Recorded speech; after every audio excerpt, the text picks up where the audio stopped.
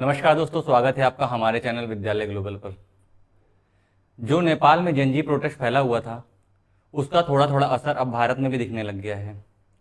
भारत का एक यूटी है जिसका नाम है लद्दाख। वहाँ पे कुछ ऐसे प्रोटेस्ट देखने को आज हमें मिले हैं।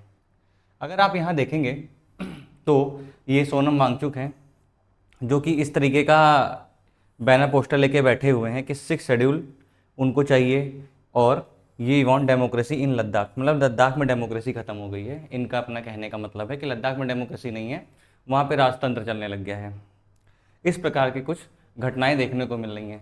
और इसी के साथ साथ अगर हम देखते हैं तो ये न्यूज़ के माध्यम से बहुत सारी खबरें मिली हैं जिसमें लद्दाख के लोग, बच्चे लोग, सारे लोग प्रोटेस्ट करने निकल आए हैं और उन्होंने बोला सेव लद्दाख। और लद्दाख में उन्होंने 6 शेड्यूल की डिमांड की है। इन सारी तरीकों की इन्होंने बातें करना स्टार्ट कर दी, जो कि न्यूज़ के माध्यम से पता चला है। और अगर इसमें और आगे की खबरों को देखते हुए अगर हम देखेंगे तो ये लेह जो सिटी है, यहाँ पर क्या नाम है, इतने लोग हज़ारों की संख्या में भीड़ इकट्ठा होना शुरू हो गई थी। और भीड़ इकट्ठा होना भी शुरू हो गई। भीड़ इकट्ठा करने के साथ साथ बैनर पोस्टर हर तरीके की चीज़ें भी लेके आने लग गए। और लेकिन जब उनको पुलिस ने रोका और सेना के लोगों ने रोकने की कोशिश की तो इन लोगों ने पथराव करना चालू कर दिया। पथराव करने के बाद जब सेना ने आंसू गैस के गोले मारे, दागे, और उसी के साथ साथ उनको भीड़ को रोकने के लिए बैरिकेटिंग लगाई, लेकिन उस तरह से प्रदर्शन उग्रता की तरफ बढ़ते जाने लग गया। उग्रता की तरफ प्रदर्शन बढ़ा तो देखिए बीजेपी कार्यालय है लद्दाख में, उसमें भी आग लगा दी है। बीजेपी कार्यालय में आग लगाने के बाद इन्होंने सेना के इस गाड़ी को भी नहीं छोड़ा, सेना के वैन को भी देखा आग, और पुलिस की गाड़ी को भी आग लगा दी गई। इसी तरह अलग अलग कुछ प्राइवेट व्हीकल्स थे, उनको भी आग लगाया गया। अलग अलग प्रतिष्ठानों में कहीं कहीं तोड़फोड़ की घटना भी सामने आई है। अब इन सब मामलों को देखते हुए देखा जाए कि इतना बड़ा घटना हो गया, लोग हैं जो कह रहे हैं कि वी वांट स्टेटहुड, इनको स्टेटहुड में पूर्ण राज्य का दर्जा चाहिए। पूर्ण राज्य के दर्जा से पाने के साथ साथ 6 शेड्यूल भी चाहिए। 6 शेड्यूल चाहिए। छोटे छोटे बच्चे इन प्रोटेस्ट में भी शामिल हुए हैं। देखिए छोटा सा बच्चा है, ये लेके बैठे हुए मुझे 6 शेड्यूल चाहिए। आखिर ये क्या चीज़ है 6 शेड्यूल? इतना बड़ा मुद्दा कैसे बन गया कि ये आज मार पिटाई और आगजनी तक आ गया, विरोध होने लग गया। और खबरों के माध्यम से ये भी लोग कहने लग गए कि जेनजी प्रोटेस्ट है और नेपाल में जिस तरीके से हुआ था वैसे कुछ कहने के बात है। ऐसा हमें तो अभी नहीं लग रहा है, बट क्या नाम है, ये खबरों के माध्यम से इन सब तरीके की बातें आई हैं। और इससे शेड्यूल एक बहुत बड़ा मुद्दा यहाँ पे सामने बन के आया हुआ है, और स्टेटहुड की बात सामने बन के आई हुई है। अगर इसको हम समझें पूरी तरीके से कि मामला आखिर है क्या, तो उसमें सबसे पहले क्या था कि जब इतना बड़ा आगजनी सब कुछ हो गई तो ये देखिए वहाँ के जो डिस्ट्रिक्ट मजिस्ट्रेट हैं उन्होंने तुरंत एक आदेश पारित किया। आदेश भी क्या है, भारतीय नागरिक सुरक्षा संहिता 2023 की धारा 163। उसमें इन्होंने बोला कि इसको मैंने लागू सिर्फ इसलिए किया है कि जिले में जो गड़बड़ी हो रही, कानून व्यवस्था की समस्या उत्पन्न हो रही, उससे जो खतरा है, इसके लिए मैंने इस नियम को लागू किया है। और इसके अंतर्गत जो आता है रैली, मार्च या माउंट वाहनों की लाउड स्पीकर का प्रयोग प्रतिबंध कर दिया गया। मतलब ना कोई लाउड स्पीकर यूज़ कर सकता है, ना कोई रैली कर सकता है, ना कोई गाड़ियों का कोई झुंड जा सकता है, ना कोई ग्रुप बना के रह सकता है। इन सब तरीकों को प्रतिबंध कर दिया। इसके साथ एक और बात उसमें लिखी गई है कि बयानबाजी जो हो रही है, किसी प्रकार की अनर्गल बयानबाजी जो सार्वजनिक शांति को भंग करे, वो पूरी तरीके के से निषेध है। मतलब उस पर बैन लगा दिया गया है। अब कोई तरीके का प्रोटेस्ट नहीं है। प्रोटेस्ट को भी कंट्रोल पुलिस ने कर दिया है और वहाँ पे पूरी तरीके से प्रॉपर व्यवस्था कर दी गई है।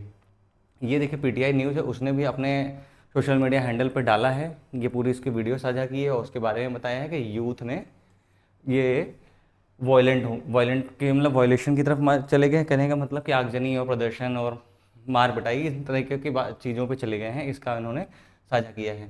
अब अगर हम जानें इसकी भूमिका कि ये प्रोटेस्ट जो हुआ है, 5,000 लोग इकट्ठा हो गए हैं, सोशल मीडिया के थ्रू इकट्ठा हुए हैं। लद्दाख को बंद करने का एक प्रोटेस्ट था, उसमें बोला गया कि आप आइए लेह में इकट्ठा होइए।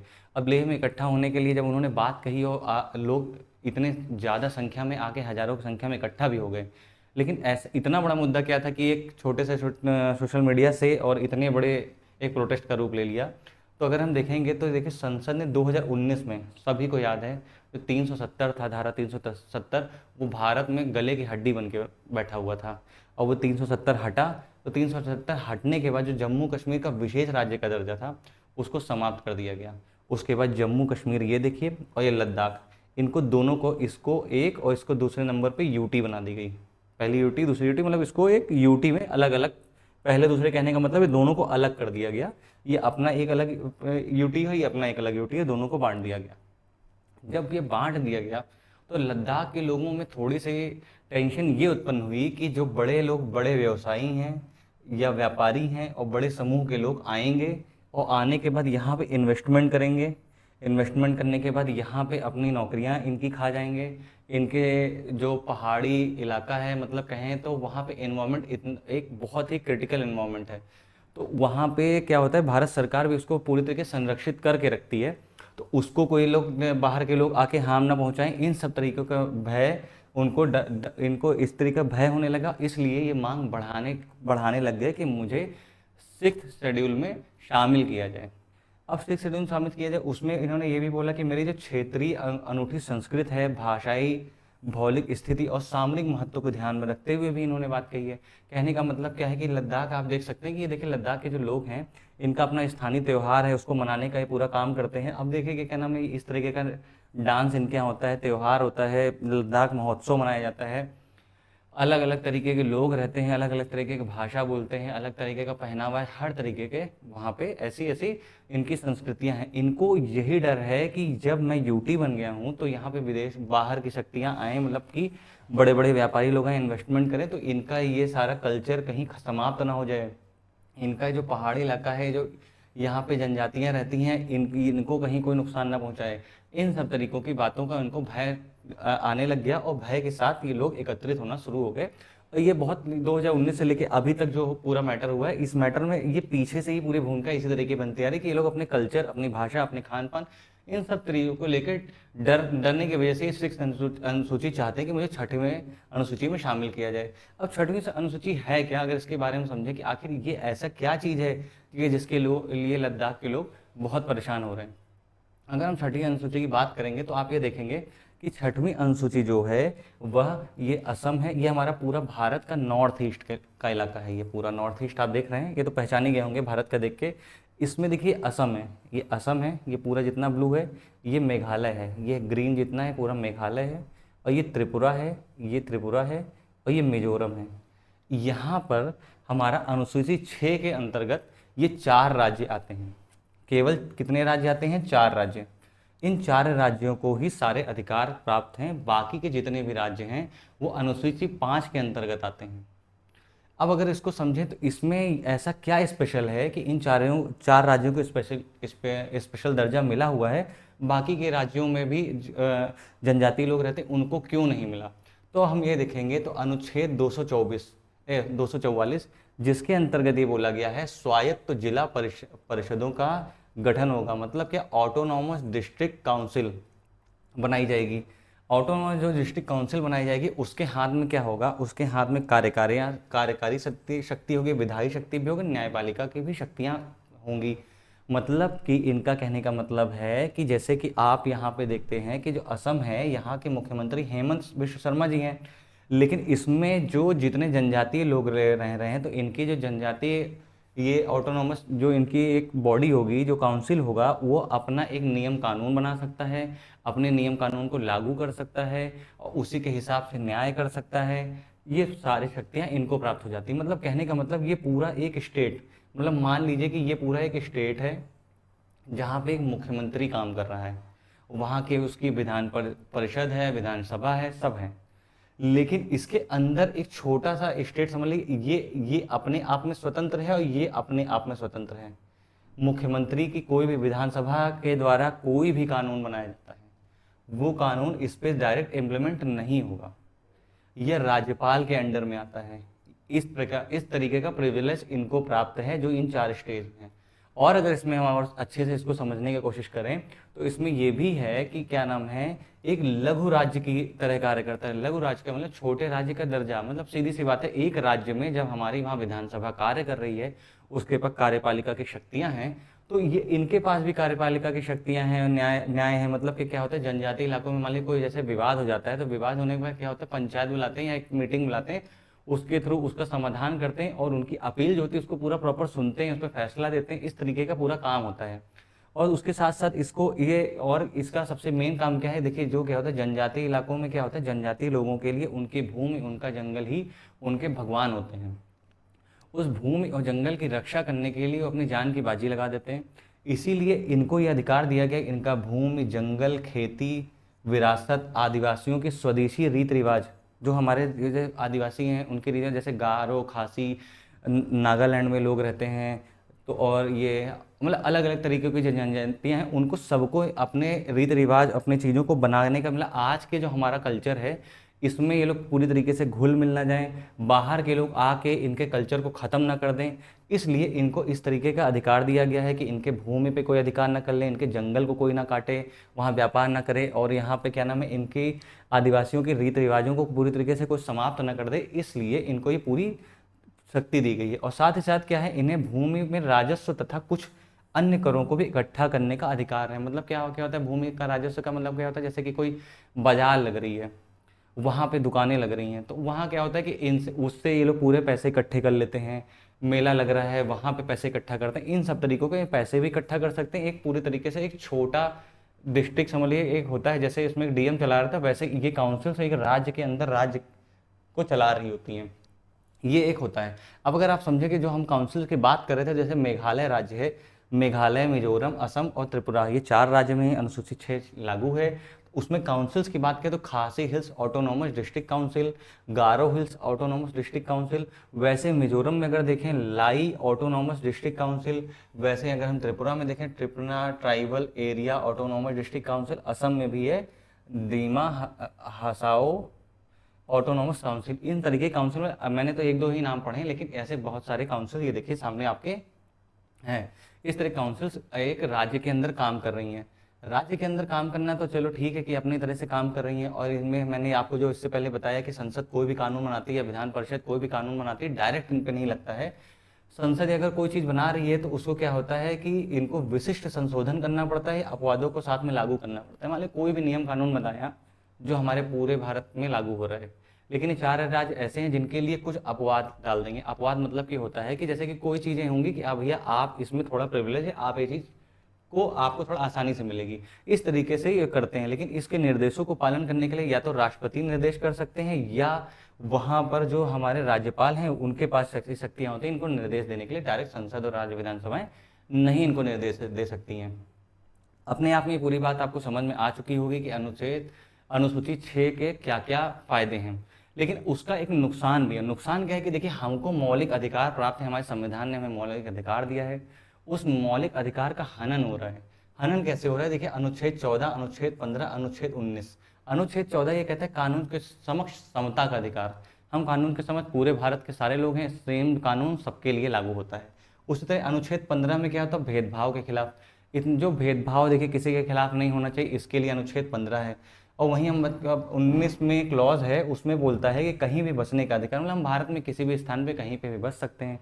पर जब इन 4 राज्यों को ऐसा प्रिविलेज प्राप्त है, तो यहाँ पे जो ऑटोनॉमस बॉडियाँ काम कर रही हैं वो बसने का अधिकार नहीं देती, क्योंकि अपना नियम कानून बनाती हैं। इसलिए इसका 2019 अनुच्छेद 19 का उल्लंघन हो रहा है। कानून भी अलग अलग है। क्यों कानून अलग है, जाहिर सी बात है कि मैं अपने शहर में रह रहा हूँ, अपने शहर में कोई बाहरी लोग भी आते हैं, जॉब करते हैं, रहते हैं, किराए पर रहते हैं, फिर अपना घर खरीदते रह सकते हैं। पर इन एरिया जो 4 राज्य हैं इनमें ऐसा नहीं है। आपका जो इनका स्वायत्त क्षेत्र है उस जगह पे आप ना जा सकते हैं, ना ज़मीन खरीद सकते हैं, और ना वहाँ पे क्या नाम है काम कर सकते हैं, क्योंकि वहाँ पे उनको ही पूरे पूरी तरीके से आरक्षण प्राप्त होता है। और अगर हम बात करें कि एक डेटा की, तो 1972 में 20% के आसपास मेघालय में गैर आदिवासी आबादी थी, जो कि 2011 में जब सर्वे आया तो उस जनगणना हुई तो उसमें क्या हो, केवल मात्र 14% बचे, मतलब 6% की कमी आ गई। अभी ये है देखिए, गारो खासी जयंतियाँ यहीं हिल्स हैं, यहीं पे सारे जनजातियाँ रहती हैं।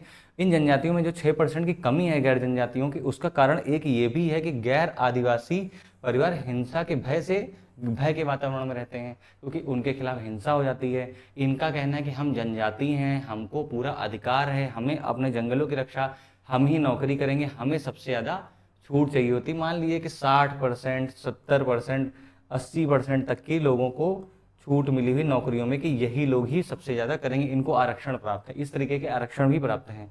इससे क्या होता है, अनुच्छेद 21 जो कि कहता है कि तहत प्राप्त जीवन और व्यक्तिगत स्वतंत्रता की गारंटी देने का अधिकार है, लेकिन इसका ये पूरी तरीके से उपहास उड़ाता है। देखिए मौलिक अधिकार है, मौलिक अधिकार का अगर उल्लंघन होता है तो अनुच्छेद 32 या 126 के तहत हम सुप्रीम कोर्ट या हाई कोर्ट में रिट डाल सकते हैं। लेकिन ये लिखित रूप से देखिए पूरा चला आ रहा है कि ये इस तरीके का एक तरीके से भेदभाव हो रहा है। जो अंग्रेजों ने कानून बना दिया था उस कानून को पूरी तरीके से आगे बढ़ाते चले आ रहे हैं और ये मौलिक अधिकार का इस प्रकार उल्लंघन भी हो रहा है। उल्लंघन होने के साथ अगर हम इसमें देखें तो इसमें एक चीज़ ये भी है कि देखिए जब एक स्टेट काम कर रहा है उसके स्टेट के अंदर एक स्वायत्त का शासी काउंसिल है वो भी अगर काम कर रही है तो जाहिर सी बात है कि शासन के साथ समन्वय नहीं हो पाता। तो राज्य विधानसभा के बीच और परिषदों की जिला परिषद जो वहाँ पे हैं उनके बीच हितों को लेकर टकराव होते हैं। ये कुछ नियम राज्य विधानसभा बनाती हैं, उनको ये मानने से इनकार कर देते हैं या अपने कुछ और बातों को रखते हैं। इस तरीके से इनके बीच टकराव होता है। टकराव होने के साथ क्या होता है कि जो हमारा नॉर्थ ईस्ट है, जहाँ मैंने आपको भी मैप के माध्यम से दिखाया था, उसमें इनर लाइन परमिट लेना पड़ता है। परमिट के थ्रू आप जा सकते हैं। जैसे भारत में आप कहीं भी विचरण कर सकते हैं, कहीं घूम सकते हैं, जा सकते हैं, खा सकते हैं, रह सकते हैं, लेकिन इस जगह पे जाने के लिए आपको प्रॉपर परमिट लेना होगा। परमिट लेने के बाद ही आप उस क्षेत्र में जा सकते हैं। आप देखिए जैसे ये है, मैं मैप के माध्यम से देखो असम है, असम के कुछ ऐसे एरिया हैं जहाँ पे आपको परमिट लेना पड़ेगा। मेघालय में भी कुछ ऐसे एरिया है जहाँ पे आपको परमिट लेना पड़ेगा।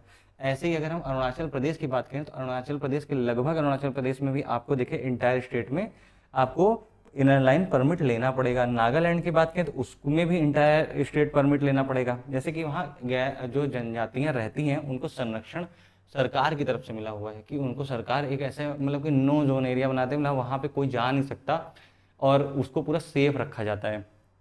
तो आप परमिट के थ्रू जाएंगे, जब परमिट लेगा तो जाहिर सी बात है भारत के लोग, विदेश के लोग, सब लोग कम जाएंगे, कम आएंगे, तो वहाँ की चीज़ें जैसी हैं वैसी बनी रहेंगी।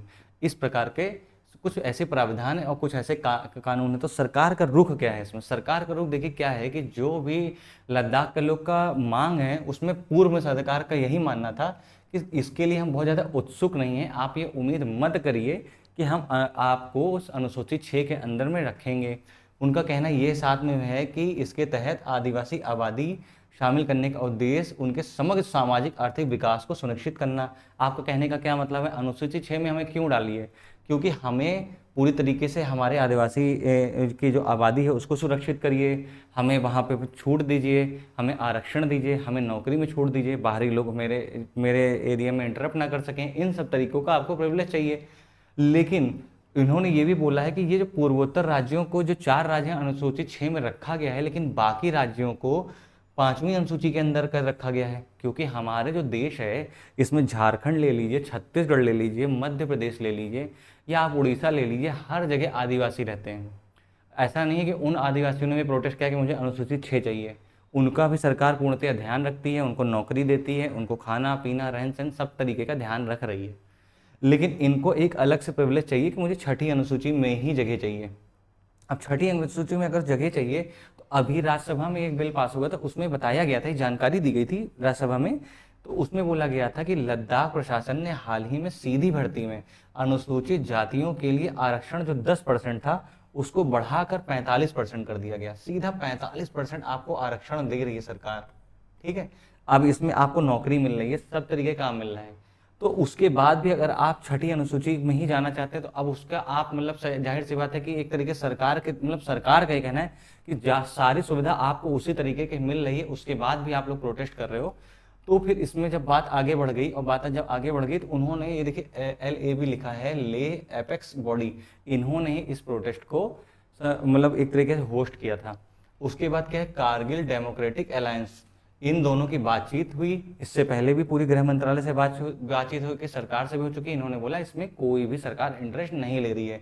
लेकिन जो अभी प्रोटेस्ट हुआ है उसके बाद गृह मंत्रालय ने इनको टाइम दिया है 6 अक्टूबर का कि आइए बैठक करते हैं, बात करते हैं।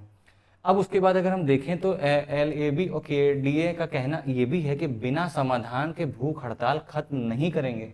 लैब के सह अध्यक्ष जो हैं चेयरिंग दुर्जे, इन्होंने ये भी बोला कि हमारा आंदोलन शांतिपूर्ण है लेकिन देरी से लोग अधीर हो रहे हैं। हमने सरकार से कहा है कि समझौते तक हम उपवास खत्म नहीं करेंगे। तो अब अमित शाह जी ने इनको बुलाया है, आइए बैठते हैं, बात करते हैं, आपको भी समझाते हैं, आप अपनी बात रखें, हम अपनी बात रखते हैं। ये प्रोटेस्ट और मारपिटाई करने की जरूरत नहीं है, आइए हम लोग बात करते हैं। चलिए, इनको बात करना तो बुलाया जाएगा। अब यहाँ बात होगा, ये है सोनम वांगचुक, इसको पहले मैंने आपको दिखाया था। ये 15 दिन से इसी काम के लिए प्रोटेस्ट कर रहे थे। आज 15 दिन इनका था, इन्होंने अपनी भूख हड़ताल खत्म कर दी। भूख हड़ताल ख़त्म करने के साथ साथ इन्होंने यह बोला है कि ये जो स्टेटमेंट दिया है, इन्होंने एक स्टेटमेंट ये दिया कि भारतीय जनता पार्टी ने लद्दाख को संविधान की 6ठी अनुसूची में शामिल करने का वादा किया था। उन्होंने इस बात पर जोर दिया कि आगामी पर्वतीय परिषद चुनावों से पहले यह वादा पूरा किया जाना चाहिए। इन्होंने भी वही मांग की है कि मैंने अनशन छोड़ दिया है। छात्रों से भी उन्होंने रिक्वेस्ट की है कि लड़ाई झगड़ा बिल्कुल मत करिए, शांतिपूर्ण प्रोटेस्ट करिए, अपनी बात को शांतिपूर्वक रखिए, हम अनशन खत्म कर रहे हैं, इस तरीके से बात की। उसके साथ इन्होंने और बात में ये जोड़ा कि हमें उम्मीद है कि सभी मुद्दे शांतिपूर्ण तरीके से सुलझाए जाएंगे। हमारा विरोध शांतिपूर्ण है, लेकिन लोग अब थकने लगे हैं। वे कहते हैं कि शांतिपूर्ण विरोध से हमें कुछ नहीं मिल रहा है। हम नहीं चाहते हैं कि ऐसा कुछ हो जिससे भारत को शर्मिंदगी उठानी पड़े। बेहतर होगा कि शांति बनी रहे। एक तरीके से स्लो धमकी भी है, एक तरीके से शांति का एक पार्ट भी इन्होंने पढ़ा दिया है। और ये भी कह दिया है कि 6ठी अनुसूची में मैंने आपको पूरा बताया कि असम, मिजोरम, मेघालय, त्रिपुरा, इनको सबको 6ठी अनुसूची में रखा गया, बाकी सब 5वीं अनुसूची के अंतर्गत आते हैं। आपको पूरी सुविधा भी मिल रही है। अब बाहरी, अगर जैसे बाहरी कंपनियां नहीं जाएंगी या भारत इंफ्रास्ट्रक्चर का विकास नहीं कर पाएगा, तो हमारे लद्दाख के बॉर्डर पे ही बैठा है हमारा सबसे अच्छा दोस्त चाइना, जो कि कभी ना कभी टेंशन बॉर्डर पे करता रहता है। अब वो बॉर्डर पे अगर टेंशन करता है और हम 6ठी अनुसूची में आपको डाल दें, तो वहाँ भी एक ऑटोनॉमस काउंसिल बन जाएगी। उस काउंसिल के थ्रू क्या होगा, हमारी वहाँ पे सेना काम करती है, सीआरपीएफ रहती है, वहाँ के लोकल लद्दाख की पुलिस होती है, सब रहते हैं। जैसे वहाँ पे चाइना से कोई टेंशन हुई तो हमारी आर्मी कुछ एक्शन लेना चाहती है, उस एक्शन में क्या नाम है, राज्य बीच में अड़ंगा डालेगा, उसमें ऑटोनोमस काउंसिल जो होती है वो अड़ंगा डालेंगी। तो इससे क्या होगा, हमें एक्शन लेने में भी प्रॉब्लम हो सकती है। इन्हीं सब रीजन से केंद्र सरकार एग्री नहीं कर रहे हैं कि 6ठी अनुसूची को लागू किया जाए और इसके अंतर्गत इनको रखा जाए। आपका क्या विचार है, इनको 6ठी अनुसूची के अंतर्गत रखा जाए या ना रखा जाए? इसे प्लीज़ कमेंट के माध्यम से जरूर हमें बताइएगा। और ये हमारा चैनल है विद्यालय ग्लोबल, इसको प्लीज़ सब्सक्राइब करिए। सब्सक्राइब करने के साथ लाइक बटन दबाना बिल्कुल भी मत भूलिए। और आपको कैसे कैसे टॉपिक्स पे और वीडियो चाहिए, प्लीज़ हमें कमेंट के माध्यम से बताइएगा, मैं उस पर जरूर बनाने का प्रयास करूँगा। नमस्कारम।